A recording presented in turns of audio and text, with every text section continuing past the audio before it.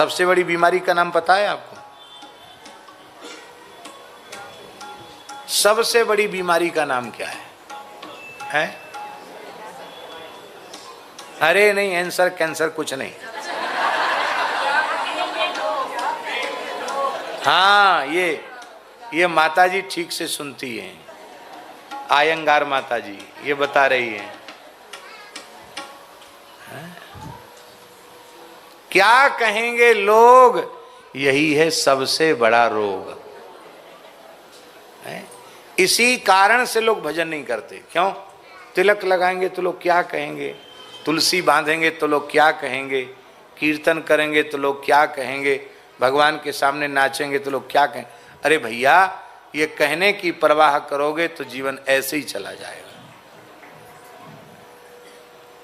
बाला में बैरागण होंगी, जेई भेसा मारो गिरधर रीझे, सोई भेष धरूंगी। संसार से क्या लेना देना है? तू तो राम जपे जग लड़वा दे, कोरो कागद काली शाही लिखत बढ़त बाको पढ़वा दे। हाथी चलत है अपनी गत में, कुकुर भूकत बाको भुकवा दे। कुत्ते भोगते भोकने दो।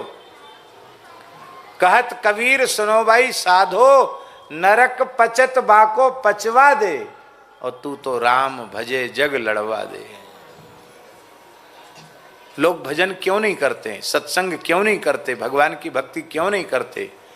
क्योंकि उनको परवाह है कि लोग क्या कहेंगे। पुलिस विभाग का सबसे बड़ा पद कौन होता है? प्रदेश का डीजीपी। डीजीपी जो पद होता है, प्रत्येक प्रांत का एक डीजीपी होता है, पुलिस विभाग का पद होता है। एक हमारे डीजीपी साहब हैं, अब तो सेवानिवृत्त हो गए, बरसाने में निवास करते हैं। संतों से, सत्संग से बड़े जुड़े हुए व्यक्ति, बड़े ईमानदार, बहुत अच्छे व्यक्ति। इतनी ईमानदारी न होती तो उनको ब्रजवास कैसे मिलता? तो वो हमसे बोले एक बार, बोले महाराज जी, तुलसी तो हमने धारण कर ली है, हमको खूब इच्छा होती कि मैं सुंदर तिलक लगाऊं मस्तक पर। तो हमने कहा लगाइए, कौन रोकता है? बोले महाराज, हमारा पुलिस महकमा ऐसा है कि पुलिस विभाग में कोई थानेदार, एसपी भी तिलक लगाने वाला नहीं दिखाई पड़ता। अब मुझे भगवान ने डीजीपी बना रखा है, तो मेरे से पहले किसी भी डीजीपी ने तिलक तो लगाया नहीं। सही बात, किसी प्रदेश के सबसे बड़े पुलिस अधिकारी ने तिलक लगाया हो ये तो है नहीं। बोले मुझसे पहले किसी डीजीपी ने तिलक नहीं लगा। मैंने कहा बहुत अच्छी बात है, नहीं लगाया, पर आप पढ़े लिखे व्यक्ति हो, क्या भारतीय संविधान में ऐसी कोई धारा है कि अमुक पद पर बैठा हुआ व्यक्ति तिलक न लगावे या अपनी परंपरागत जो धार्मिक सभ्यता के चिन्ह हैं उनको धारण न करे? बोले नहीं, ऐसा तो कहीं नहीं है। तो आपके पुलिस विभाग की जो नियमावली होगी उसमें कहीं होगा? बोले उसमें भी नहीं है। तो हमने कहा फिर लगाइए। बोले लगाइए, लोग बहुत कुछ कहने लग जाएंगे। उनके कहने लग जाएंगे तो आप लड़ने के लिए तैयार रहे ना, लड़ने के लिए तैयार रहे ना।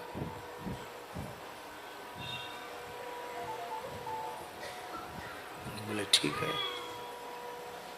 देखो, जो भ्रष्ट अधिकारी होते हैं ना, उनकी आत्मा इतनी कमजोर होती है, उनका आत्मबल इतना कमजोर होता है कि वो सही काम कर ही नहीं सकते। उनकी आत्मा उनको कचोटती रहती है। और जो ईमानदार अधिकारी होते हैं वो झुकते नहीं हैं जल्दी, चाहे कितनी बड़ी शक्ति उनके सामने आए, वो झुकते नहीं। सही सांच को आंच कहाँ, आप में गड़बड़ी होगी तो आपको डर लगेगा। उन्हें नहीं, ऐसी कोई बात नहीं है, मैं बात नहीं है तो करो। तो आप सुनकर आश्चर्य करेंगे, मुख्यमंत्री, राज्यपाल जैसे पदों पर बैठे हुए लोगों ने भी उनको टोका टाकी की। अरे ये क्या कर रहे हो, आप तो पुलिस विभाग के सर्वोच्च पद पर हो, ये तिलक लगाओ, ये ठीक नहीं। ये क्या ब्रजरस से तिलक लगाना उन्होंने शुरू कर दिया। अब वहाँ अपने ऑफिस में भी माला रखते तो माला जपते रहते, जब काम होता काम करते, बाकी समय माला जपते। तो बाबा जी के पास जाते वृंदावन में, पता नहीं क्या हो गया इनको। फिर एक कोई सरकारी काम था तो उनका संदेश आया कि एक और श्री कृष्ण है, एक और राजनीतिक दबाव है, मैं क्या करूं। मैंने कहा जहां सत्य होगा वहां श्री कृष्ण होंगे, और मेरे विचार से ठाकुर जी के ही पक्ष में खड़े रहना चाहिए, नौकरी जाए तो जाए। बोले ठीक है। तो उन्होंने जो अनुचित काम था वो नहीं किया, उनका विभाग बदल दिया। बदल दो विभाग, बड़े लोग नाराज हो के क्या कर सकते हैं। आपका विभाग बदल देंगे, आपका प्रांत बदल देंगे, और तो क्या करेंगे। आपको बिहार से बंगाल भेज देंगे, बंगाल से उड़ीसा भेज देंगे, और तो क्या करेंगे। और उसका दिव्य परिणाम ये है कि उन महानुभाव को आज ब्रजवास मिला हुआ है, बरसाने का वास। उनकी पत्नी ने भी बरसाने में ही उनके पत्नी का संस्कार हुआ, और वे भी खूब प्रेम से अहर्निश गौ सेवा में और भजन में लगे हुए हैं।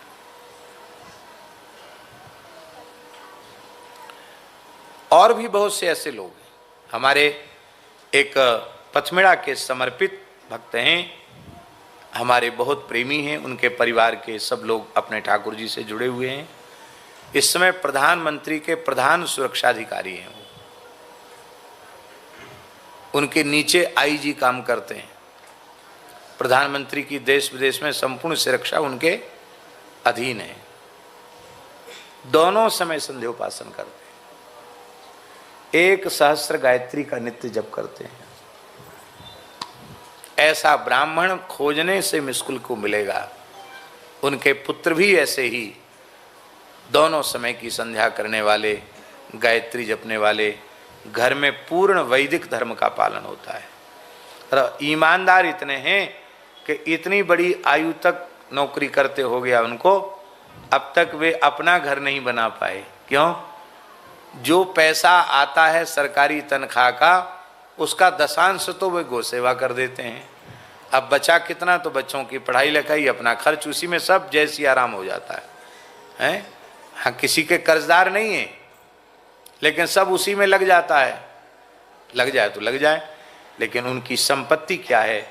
उनके पुत्र इतने संस्कारवान हैं, इतने अच्छे पढ़े लिखे हैं कि आगे चलकर यही गृहस्थाश्रम की संपत्ति।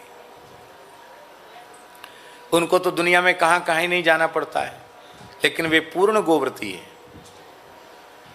लंबे समय तक विदेश के प्रवास में रहकर भी फल खाकर जूस पीकर अपना गुजारा कर लेते हैं, पर किसी होटल में भोजन करें ये नहीं है।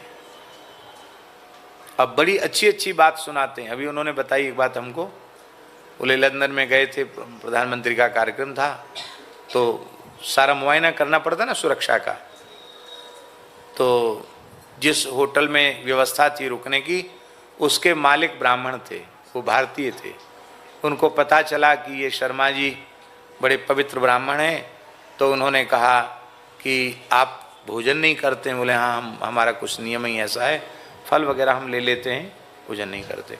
उन्होंने कहा हम लोग बनारस के रहने वाले तिवारी ब्राह्मण हैं, हमारे बाबा दादा यहाँ आ गए थे और हम लोग काम करते हैं, हम लोग शुद्ध सात्विक ब्राह्मण हैं, हमारे घर में प्याज लहसुन भी कभी नहीं आता, और ये होटल तो हमारा व्यवसाय है, तो ये व्यवसाय तो करते हैं हम, आप मेरे घर में चलकर भोजन करें। हमारे घर में आज तक कभी प्याज लहसुन नहीं आया, घर में भगवान विराजमान है, ठाकुर जी की सेवा है। वो कहते नहीं माने, आग्रह पूर्वक हमको ले गए, अपने घर में भोजन कराया। ये बात हम इसलिए बता रहे हैं कि ऐसी व्यवस्था हो जाती है बाहर जाने पर। हमारे एक और हैं, पुलिस विभाग के आईजी हैं, बहुत अच्छे सज्जन व्यक्ति हैं। नाम मर्यादा के कारण हम उनका नहीं ले रहे हैं, ना उनका लिया ना इनका लिया। तो ट्रेनिंग में उनको लंदन जाना पड़ा। बोले महाराज जी 4 महीने वहाँ रहना पड़ेगा हमको, सरकारी यात्रा है हमारी, इसी में हमारे नवरात्रे आ जाएंगे, तो अब कैसे होगा अपना पूरा नियम। मैंने कहा आप में दृढ़ता आप रखना। तो वहाँ गए, वहाँ तो 1-2 अधिकारी थोड़ी होते, पूरा समूह होता है, और मेस में ही सबको खाने की व्यवस्था होती है, जो भोजनालय होता है। तो इन्होंने मेस में भोजन नहीं किया, कुछ नहीं खाया, कोई एप्लीकेशन भी नहीं लिखा कि हमको, अपने साथ कुछ सूखा रूखा ले गए थे, उसी को खा कर। जब उनको पता चला कि ये व्यक्ति कुछ नहीं खाते मेस का बना हुआ, तो मेस वालों ने ही उनको सुंदर फल की और जूस की व्यवस्था कर दी। बोले एकदम अलग ताज़ा, अलग धोकर, अलग अमनिया करके, सुधार करके आप अपने भगवान को भोग लगाओ, अपने प्रेम से पाओ। तो वो कहते, वो 4 महीने में हमारी तो तमाम तरह की तकलीफें थी, सब खत्म हो गई, क्योंकि 4 महीने बढ़िया एक तरह से बिना योगा के योगा हो गया, बिना पतंजलि गए शरीर हल्का हो गया, बढ़िया हो गया, सब काम अच्छा हो गया, और नियम का नियम निर्वाह हो गया। एक बिटिया विदेश पढ़ने के लिए गई, उसके पिता माता मलुक पीठ से जुड़े हुए हैं, अब तो उसका विवाह भी हो गया बच्ची का, तो बड़ी भक्त, लेकिन पढ़ने में बहुत योग्य। बोले वहाँ पढ़ाने का मन है, माता पिता का मन था। उन्होंने कहा ठीक है, कैसे करोगी?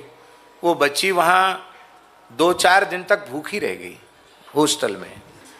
तो मेस वाले को इतनी दया आई, उसने शुद्ध शाकाहार भोजन को अलग से बनाकर खिलाने की व्यवस्था कर दी उसको, और वहाँ सारे नियम का निर्वाह हो गया। हमारे कहने का आशय ये है कि हमारे अपने में निष्ठा में कमी है, और हम दोष दूसरे को देते हैं। क्या करें, आजकल तो समय ऐसा है, यूँ है त्यों है, बिना प्याज के नहीं चल सकता, बिना लहसुन के नहीं चल सकता। अरे लोगों के बीच में तो बैठ के खाना पीना पड़ता ही है। अरे कोई तुम्हारा गला दबा के पिला रहा है कि खिला रहा है भाई? यही है सबसे बड़ा रोग कि क्या कहेंगे लोग। ठाकुर जी प्रेम करने वाले किसी से डरते नहीं हैं, प्रेम करने वाले किसी से डरते नहीं हैं। ऐसा कोई लोकगीत लोग गाते हैं। अरे भाई संसार में तो प्रेम है नहीं, और लौकिक प्रेम वाले नहीं डरते हैं, तो अलौकिक प्रेम वाले कैसे डरेंगे? मीरा जी को डर हुआ, करमेती बाई को डर हुआ, रत्नावती को डर हुआ, ध्रुव जी को डर लगा, प्रहलाद जी को डर लगा, किसको डर लगा? तो ठाकुर जी कह रहे हैं, हमको कोई कुछ भी कहे इसकी मुझे परवाह